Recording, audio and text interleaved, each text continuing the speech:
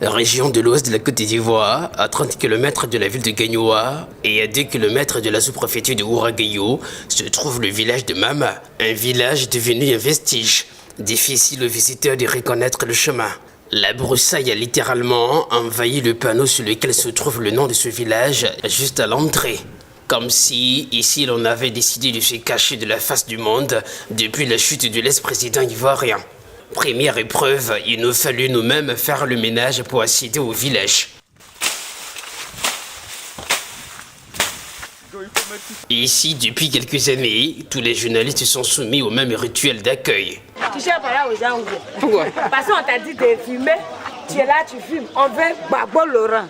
Là, il y a ou rien. S'il y a Gbagbo, il y a la paix. Sans Gbagbo, zéro. Et cette jeune dame est l'une des nièces de Laurent Gbagbo. Depuis son arrestation le 11 avril 2011 par le régime Ouattara, suivi de son transfert à la Cour pénale internationale le 30 novembre 2011, à Mama, village natal de l'ex-président ivoirien, le soleil semble avoir cessé de briller. On n'a qu'à le laisser, il va venir. On est là, on l'attend. Après avoir parcouru quelques rues bitumées de ce village, nous tentons d'avoir accès à la résidence de l'ex-président ivoirien. Mais ici, les consignes sont claires. C'est une résidence privée. Et depuis l'arrestation du président, il y a eu beaucoup de rumeurs autour de cette maison-là. Une certaine presse avait annoncé que la résidence était devenue une maison de passe. Nous sommes venus vérifier cela. Ça n'a pas été avéré. Depuis cette date-là, nous avons fermé totalement la résidence à toute visite. Voilà, ça va peut-être vous décevoir, mais c'est la décision que le village a prise. Et donc, au nom du village, au nom du chef du village, mais aussi au nom du chef de terre, je voudrais déjà dire que la résidence ne peut être visitée ni filmée par aucune presse. Après plusieurs minutes d'échange, notre interlocuteur cède devant notre détermination. Mathias Cadet nous conduit devant la vaste résidence du président déchu. Voilà la résidence.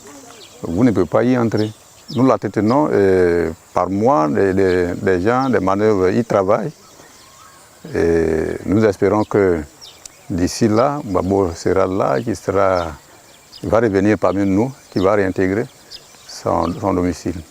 Mais personne ne peut la visiter. La résidence de Laurent Gbagbo est encerclée par un mur peint en rose, alors qu'ici, beaucoup de jeunes ont cessé de voir la vie en rose depuis la chute brutale de celui qu'on appelle affectueusement ici le Woody, le garçon de Mama. Ici, c'est les grands frères, les petits frères. Il y en a même qui ne travaillent plus, qui travaillaient quand le président était là, qui ont été chassés de leur travail et ils sont venus s'asseoir au village avec nous. Et il y en a beaucoup comme ça. Il y en a aussi qui étaient militaires, qui ont été chassés aussi. Comme quoi, sur la pièce d'identité, il y a Mama dessus, tout ça. Donc, ils ont été chassés, ils sont venus s'asseoir au village avec nous. Devant le spectacle de son procès qui se tient à La Haye et retransmis par des chaînes de télévision africaines, femmes et enfants gardent le courage et l'espoir. Aujourd'hui, le village est devenu triste. Les femmes n'ont plus de mouvement, nous ne sommes plus en joie.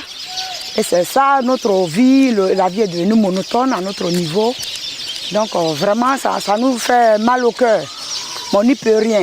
Pour bien d'autres ici, Laurent Gbagbo sera blanchi des crimes dont il est accusé et reviendra à Mama, pourvu que l'on veille à entretenir et à sauvegarder le patrimoine de l'ex-président ivoirien.